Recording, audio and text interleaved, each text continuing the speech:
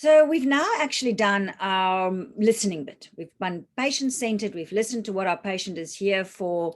We've now actually assessed our patient. So at this point of the consultation, we've got a pretty good idea what's going on. We understand our patient's agenda, and we've got our own agenda sorted as well. We understand at least what plan I'm going to make, what investigations I want to do I need to admit this patient? We have all this information in our heads.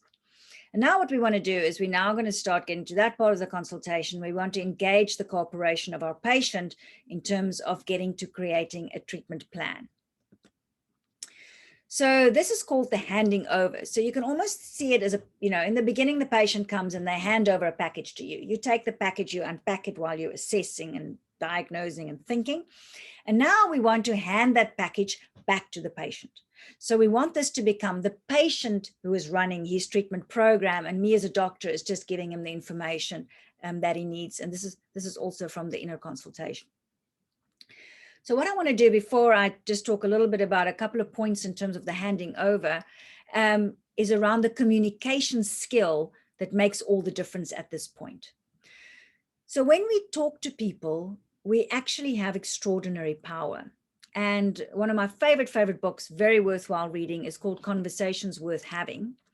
And it's a book that covers the ins and outs in a very practical way of something called Appreciative Inquiry.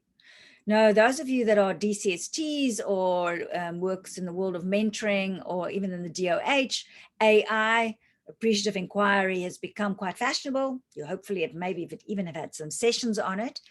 And it's one of very many different communication skills, but it's practical, it's easy, and it's powerful. So she makes this extraordinarily powerful statement that every single change we want to make in the world, every single change we want to affect in the world, we do through conversation. So if you decide you want to change the triage system, for example, in your hospital, the way you're going to do that is you're going to have to talk to people. If you decide you want to get your teenager to do more chores, you're going to have a conversation with her. If you want to decide you need to solve your marriage, you're going to have a conversation with your husband. And so these conversations it's the conduit that we use to implement changes in the world, whether it is through what you're saying or whether it's through the WhatsApp that you're sending, through this presentation that I'm doing, through the email that you're sending. Conversations is some of the most important tools we use to be able to actually change what happens in the world around us. And therefore, being able to start becoming skillful in good communication is essential, especially when we're having important conversations. So, of course, we all have chimp days where you really don't feel like being polite. But there are some times when you're having to sort something important out where you want to be able to create this higher level of communication. So remember in part one, I talked about balcony view and street view. This kind of communication happens from balcony view. So you yourself need to feel safe, you need to feel relaxed, you need to have taken a deep breath, and you need to be able to therefore have found a place where you have a bit of perspective in the conversation, especially if the other person is in chimp mode. So if your poor patient is very defensive or critical or usually shut down, you can't get into street view and into chimp mode with them. You want to be able to rise above that. Most people, if they're able to access that side of themselves, actually is already able to do a lot of these skills anyway. We actually don't have to learn how to be polite or learn how to be compassionate or learn how to have brilliant insights on what's happening with our patients. It's all there. We just have to be able to learn how to access that part of our brain. But I've got a couple of slides on teaching you about appreciative inquiry, and I'm going to encourage you to go and read further about it if you love the world of communication. And the way it's structured is that if you think of when we talk, when we have say a sentence or when we say something to somebody, that particular thing we're saying can either be appreciative or depreciative. So we can have a conversation which is either positive and going in a positive direction and is going into something that is gaining value, or we can have a conversation that is going in a negative direction and that is actually getting slightly worse. You can have neutral conversations, but they're quite uncommon. And it's usually the WhatsApp, I'll pick up the kids at 2, sure, will you pick up my kid? You know, those are the neutral ones. But usually any conversation that we're having, especially about important things, everything we say is going to go, the tone is going to go like that. It's either going to go positive or it's going to go negative. And obviously, if it goes, the more negative it goes, the more we're eliciting the chimp in the other person. But all things we're saying can also be either a statement or inquiry. So we either say something or we ask a question. And the way we do statements and inquiry becomes very powerful. So what they do in AI is they take these 4 things and they put them in a grid. We love grids in family medicine, do we not? So here we have on this side, we have appreciative and depreciative conversations. And at the top here, we've got inquiry-based and statement-based. I'm going to start here at the bottom right-hand corner. So if you have statements that you are making which are negative or depreciative, those are what we call critical conversations. So we've all had those when you shout at your kid early in the morning, or when you're shouting at your patient, you're not taking your treatment, your viral load is extraordinarily high. That is a statement that you're making that's going in a negative direction. A statement that is appreciative or going in a positive direction is the opposite. That's when we're giving praise. Well done, your viral load is suppressed, you're doing really well, you're showing up for your appointments, you've made really good progress. So those are affirmative conversations. So they're positive conversations. Critical conversations are always painful and they hardly ever achieve positive change. So that's just to be aware of them. Affirmative conversations are always lovely, but they don't necessarily generate massive change. So these are good, but not as powerful. These are good, but not as powerful as they can be. Because the funny thing that brings power to any conversation is inquiry. So if you have an inquiry-based conversation that's negative, these are the most destructive conversations on earth. These are the conversations which one would call verbal abuse. And the classic thing is, and we've all heard this, why are you not taking your treatment? Do you want to die? Comes out of frustration. I think we've all had a moment like that. But when you are doing a question, and that question is negative, you are actually interrogating your patient. And what's the patient going to say? They are, in that way, they are treated with an extraordinary amount of disrespect. And it's extraordinarily threatening to be interrogated like that. And yet we do this to our partners, we do this to our children, and conversations like that never achieve anything useful. They're never going to create something positive that's going to come out of that conversation. When you are in a destructive conversation and also in a critical conversation, you're usually in TIMP mode, just to be warned, just to be aware. This is where you are at. And it's usually better to take time out, take a deep breath, get back to balcony view so you can actually have a better conversation. Conversations we want to teach you about is what we call appreciative inquiry. There we go. And she calls it conversations worth having. Worth having. When you're asking your patient, what would you like to see happening? And I'll show you how you come up with those. So when you have a conversation like that, that's appreciative and inquiry based, you will notice that they are generative because you're asking positive questions. It's going to allow the creation of new ideas. It's going to be a meaningful relationship conversation because you're asking questions and listening to the answers. So it creates a richness and a depth that won't otherwise happen. If you're making statements, you're only saying what I think, what I think, what I think, even if it's positive. If you're asking questions, you're starting to understand what's going on for the other person, which is why I've been learning all those great questions. What's great about it as well is mutually enlivening. You know, as I ask the question and I understand your answer, we're actually building relationship. And because we're asking questions about where we want to go, we want to look at what the positive outcomes are going to be. They're very solution focused. And they should always end up being a positive and uplifting experience. So this is the conversations we want to have when we're talking about difficult things. So how do we do that? It's 2 steps. Because remember, there's statements and there's questions. So step 1 is getting good at creating positive statements. Now, that's not so easy because we don't want to whitewash it. We don't want to go, everything's fine when everything is not fine. But what we want to try and do is we want to focus on what do we want more of? So if there's something that is not right, what is it that we want to see happening? What is the positive outcome that we want? And that's what we're going to be focusing on. So they describe a technique called flipping, where you name it. What is it that you don't want? This is not with the patient. This is on your own. You sort of think, what is it that I don't want this patient to do? So I don't want my patient to be defaulting their treatment. You flip it. So in your own head, you find, okay, so what is the positive outcome that I want? Obviously, I want my patient to regularly be taking their treatment and coming to all their appointments. That's what we want to see happening. And when you talk to the patient, you're going to frame that positive thing you want them to do within a positive outcome. So link it to what this positive thing is going to be leading towards.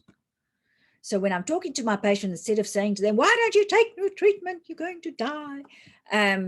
You're going to start encouraging them through, like, listen, if you can take your tablets every day, it's going to build a stronger body. You're going to get rid of this illness. You're going to get healthy. You're going to get stronger. By 6 months, this will all be done. And of course, hopefully at this point, you understand what their health beliefs is. You understand what the motivation and ability problems is, and you can start putting that into positive steps and action that we can do. That's step one. But step two is now asking the right questions. So now we're going to generate some questions, and we want to do it out of an attitude of curiosity, not interrogation. It's all about the tone. So you want to be genuinely interested. What does this patient think will help? And quite often when we do ask them, well, what do you think, will help? We can be a little bit too interrogative. But if you've got your first positive statement ready, you can now start asking, well, how do you see it? And how did you manage this before? You took your treatment really well for a year, and in the last 2 months, are you very good at taking treatment? Just the last 2 months, it's been tricky. So what worked really well? And, how can we help get you back to that point? And if you've got suggestions, you can do, well, what might be possible if we did this, or maybe if we did that? And all of your questions are going to focus on the best of what can be.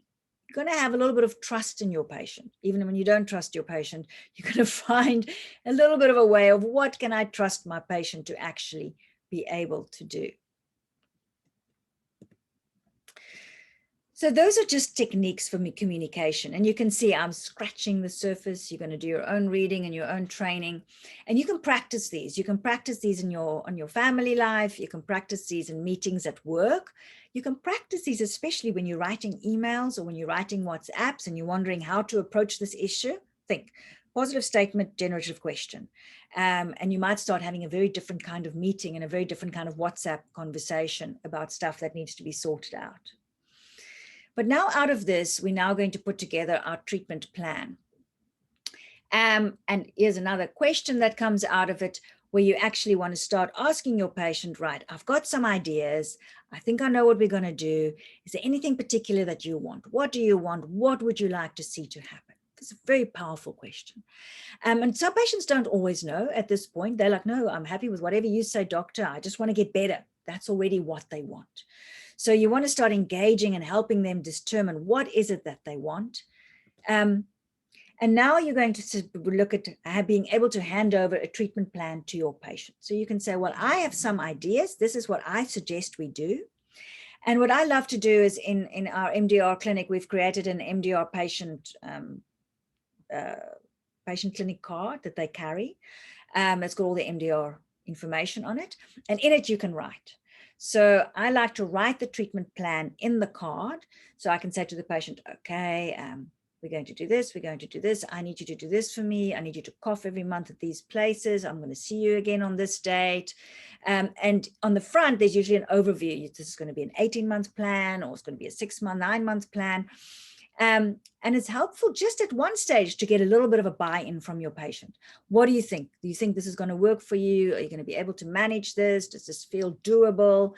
And what's lovely about having it written down is that you're physically handing over your treatment plan to your patient. This is your treatment plan. This is something that I think you can, that I'm hoping that will help. And the patient takes responsibility. This is my treatment plan. The doctor is just advising me.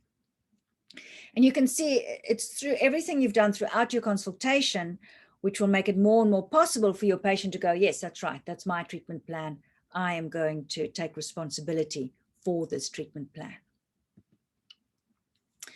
Before you can now close your consultation, there has to be a couple of things that needs to obviously happen, which is a bit doctor-centered. And safety netting is important to remember. So this is also something from the Roger Neighbor book. And he's got an interesting way in how he describes what we do with safety netting. So one of the problems with safety netting is that in theory, we should be telling our patients about all the possible side effects, right? But of course, nobody does that. Partly it's going to terrify your patient, and most side effects never happen. It's very individual on who gets which side effects. So you're obviously going to warn them on major things they need to be worried about. But there's lots of possible funny scenarios that you might not have thought about. So a lovely way of doing that is being able to explain to the patient very clearly about what is going to happen. This is what we are predicting. I'm predicting that within the next 2 weeks, you're going to have to get a little bit used to the treatment. You might be a little bit nauseous on this treatment, or you might have some side effects. You might get a very dry mouth. It might take a few days before it starts working. This is what I'm expecting you to experience. I'm going to see you in 2 weeks' time. Or I expect you've got a sore throat. I expect you within a day or two to be dramatically better. I expect your fever to go down within a day. I expect your child to start eating properly. I expect the vomiting to stop. So what exactly we predict is going to happen. And then just saying very clearly to the patient, this is what should happen. If this doesn't happen, if anything starts happening that doesn't fit into this plan, then you need to come back. And then you need to sort of explain to them where you go, what they do in those scenarios, if what you are predicting is not happening. So it's important to have those safety nets in there. And there's so many contingencies that one can't think of. So this way, by explaining to your patient, which also makes them feel safe on what they can expect, they will also know if something unexpected is happening. Yeah, I've had patients who vomit profusely for 3 days and just think, oh, well, that's how it is. This is a lot of treatment. I'm just supposed to be vomiting profusely. So it's a little bit to be very clear in terms of what they can expect. And then at this point now, you've handed over your treatment plan. You've told them what is going to happen. You're greeting them friendly at the door and sending them on their way. And this is from the Roger Neighbor book as well, and he calls it housekeeping. So these kinds of consultations I find very rewarding. I find them very powerful, but they can unsettle one more than a doctor-centered thing where you're hardly seeing the patient and you're just literally doing your script, which is very boring. So it's lovely to have a real engagement with the patient, but you might have to need to have a second or two in between each patient to just breathe and be able to meet the next patient as they come through the door. That reminds me of something I hadn't mentioned in terms of that meeting your patient at the door. So I quite like to close my door when my patient goes, I close the door, I have a second to take a deep breath. And then something I used to do before COVID, which already set up my whole consultation, and as a trick I learned from a German doctor, was I used to shake the hands of my patient, each and every patient when they come in the door. It forces me to get up out of my seat, which is good for my, Fitbit training steps. But I would walk to the door, I would call my next patient, Ulanda Layo, and then I would greet them at the door. At the moment, I'm not allowed to shake hands, but I still greet them at the door. And there's a lovely moment when you greet somebody at the door, you make eye contact and you welcome them into your room. Already then you're creating a safety and a dynamic that's going to serve you right throughout your whole consultation. And when I meet that patient, I need to leave behind everything that's been happening with a previous patient or some WhatsApp that I've received or a phone call that I had to deal with, so that I can focus on that patient who's coming through the door and being able to build that connection. And I think we sometimes have the challenge that we are so worried about time that we don't even build in that 2 seconds between patients of taking a deep breath, or that 5 seconds of accompanying welcoming your patient and walking in with your patient to come and sit down. And yet these few seconds with every consultation actually builds up to make your day feel a very different day than when you're sitting behind that desk and just literally writing prescriptions. So I'm going to do a last slide where I'm going to summarize, because we've done so many different things. I'm going to open up for questions at this. Well, maybe let me do the summary. But what I'm going to ask right now, before I do the summary, is I would like to have a little bit of feedback in the chat. It's the first time that we're now trying to teach soft topics like this via Zoom. I'm not sure if I've gone too fast, if I've gone to too many different topics, if I should have put more in, if I should have put less in. more examples, more stories, etc., etc. So what I'm going to ask is in the chat, just write for me, what was the most useful for you in this presentation? Something you've learned, something that might change the way you do things, something you might be able to take forward, even if it's a discovery that actually your doctor sent a doctor, and thank goodness you cannot possibly do this. And it can be more than one thing if you're feeling chatty. So I'd love to have your feedback. And I'm going to do a summary now so that you can remember all the stuff we've covered. And then we're going to open for questions and discussion. So we very busy presentation. We started off talking about shifting our paradigm and understanding what a patient-centered care is all about, talking about patient agendas and eliciting their health beliefs. We went on to look at how we build a connection when somebody comes through the door, arranging our room, our kickstart question, what's on your mind, that first golden minute when you don't say anything, how you start eliciting all those health beliefs, how you then examine, do your expert assessment of your patient. We spoke about Joseph Grenny. Is this motivation? Is this ability issues? We looked at engaging cooperation skills through appreciative inquiry. That's quite fun, how to have new kinds of conversations. We talked about how we now hand over our treatment plan to our patient, how we safety net to make sure everything that they know what they can expect, and a little bit of housekeeping in between each patient. So there we go. There's a summary. I would love to have feedback, as I've said, and we're going to open it now for questions. You're welcome to put up hands or just unmute yourself if you can't find your hand button. I know sometimes the hand button is very elusive, or you can put questions in the chat. Thank you very much, everybody.